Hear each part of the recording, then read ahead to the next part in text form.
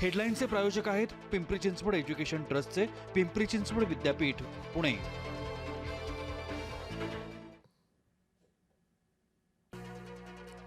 Missing लिंकवर बोलल्यावर राजकारण कसं?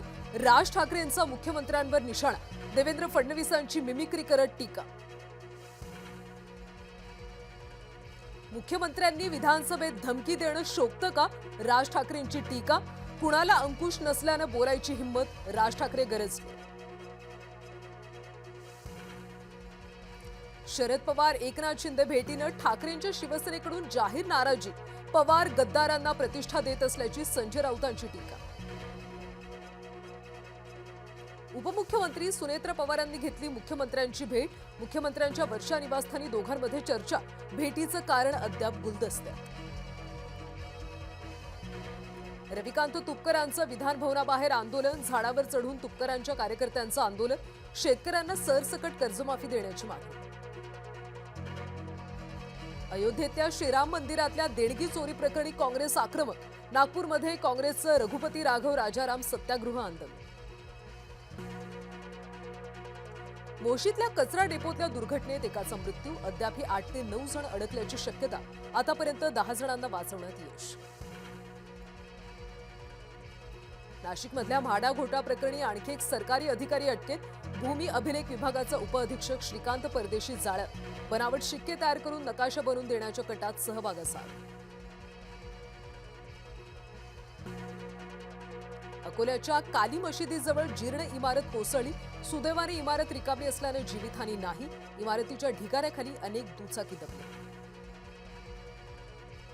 हिंगोली, परभणी, नांदेड जिल्ह्यामध्ये भूकंपाचे धक्के, हिंगोली जिल्ह्यात वसमतमध्ये भूकंपाचा केंद्रबिंदू, 4.6 रिश्टर स्केल भूकंपाची नोंद। मुंबईच्या ताडदेव इथं रस्ता खचला, सामानानं भरलेला ट्रक अडकला, शाळेच्या शेजारचा रस्ता खचला, विद्यार्थी थोडक्यात बचावले। खालापूरच्या मुठा गावावर भूस्खलनाचं संकट, पावसानंतर डोंगरावरून दरड कोसळली, 500 नागरिकांचं स्थलांतर। भोसते घाटात मुंबई गोवा महामार्गाला तडे, रस्ता खचण्याचा धोका, प्रवास करणं धोकादायक। नाशिकमध्ये पावसाची विश्रांती, गोदाघाट परिसरातलं पाणी ओसरलं, रामकुंडावर पानवेली आणि कचरा वाहून आला। पुणे शहरासह परिसरात पावसाची विश्रांती, खडकवासला धरणातून पाण्याचा विसर्ग बंद।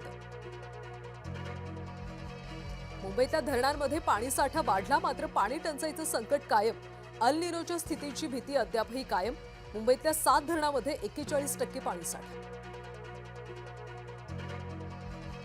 बीडसह मराठवाडा पावसाच्या प्रतीक्षेत, माजलगाव धरणामध्ये केवळ 17% पाणीसाठा, बीड जिल्ह्यावर पाणी टंचाईचं संकट। राज्यातल्या शिक्षकांचं आज राज्यव्यापी आंदोलन, बीएलओ एसआयआर या अशैक्षणिक कामांना विरोध, शिक्षकांच्या आंदोलनामुळे शाळा बंद।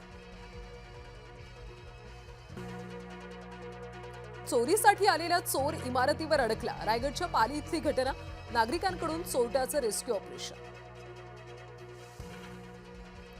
साईबाबांच्या व्हीआयपी दर्शन शुल्कामध्ये 100 रुपयांची वाढ, व्हीआयपी दर्शन पासचं शुल्क 200 रुपयांवरून आता 300 रुपये। माऊलींची पालखी पुण्यातल्या बोपखेल चौकात, ज्ञानोबा माऊली संत तुकोबांच्या नावाचा गजर।